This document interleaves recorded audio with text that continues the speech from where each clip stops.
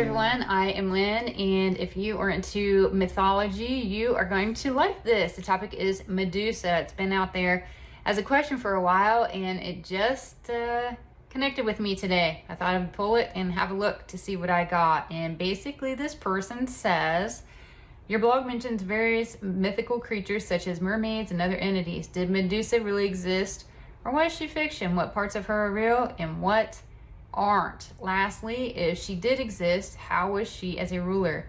Competent and kind, competent and evil, not competent at all. What do I get? So as I thought about her, I do see that she was a real being that allowed emotions to transmute her into something else. So it's like what she was she ended up being something completely different. I get she was beautiful, she was powerful, she was a great ruler. People looked to her, they liked her. It was in that status that other maybe gods or beings, they would pay attention to her and they would want to sort of team up, like a power in numbers, strength, a union of sorts. She was strong and independent, and she didn't allow herself to be distracted by many things, including pleasures of the flesh, because I got that a lot of the gods that looked to her, that's how they wanted to combine. They wanted to combine, I guess in my mind, I see it like root chakra energy, and to create one bigger, stronger overall person. She did have a good physical appearance, and she would draw attention in that way, but she also, her character drew people in as well. So she had a lot of different things going for her that drew people toward her.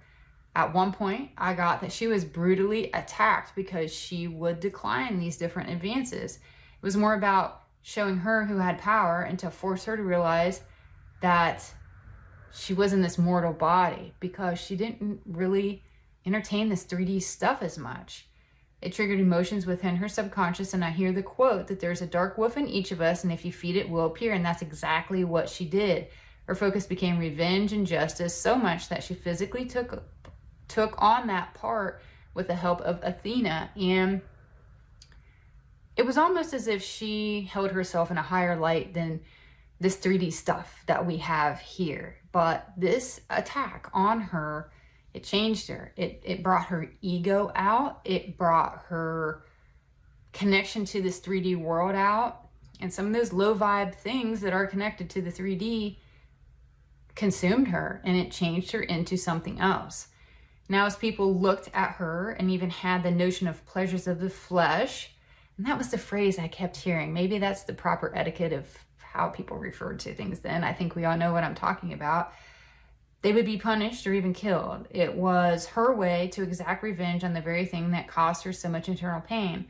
I don't see actual snakes in her hair, but she fed that dark wolf to where she was unstoppable. And I think that was the image of how people portrayed her, because when you see an image, you know, a picture they say is worth 1,000 words. Well, how do you describe someone that's just consumed with this evil, anger, hatefulness, because you depict them with something not pretty? And that's what I get where a lot of that came from.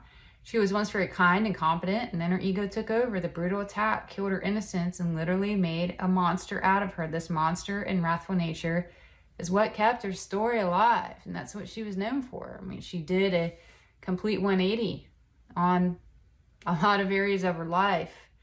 And that was all I had for this reading. If you are someone who studies mythology and maybe you have something to add, by all means, please drop a line. I love learning, and I love how we learn from one another. So help me keep that community going, the Psychic Focus community, and please don't forget to like my work. I can be found over at psychicfocus.blogspot.com. Some fun things going on there as well. So I will let you go for now, but I will see you in my next video. Take care. Bye.